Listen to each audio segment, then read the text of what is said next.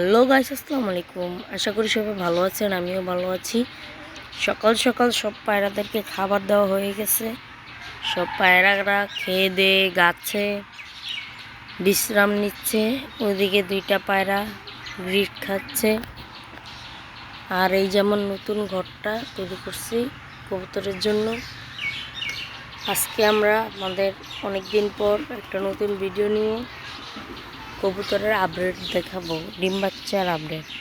আসলে দুঃখের বিষয়, কোনো কপি ডিম নাই। এই খোপে একটা বাচ্চা আছে, এই খোপে দুইটা বাচ্চা আছে, এই খোপে ছোট্ট একটা বাচ্চা আছে।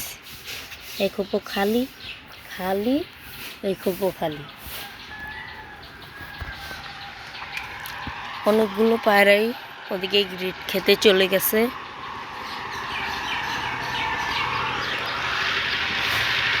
আবার দেখা হবে কালকে নতুন একটা ভিডিও নিয়ে, নতুন একটা ব্লগ নিয়ে।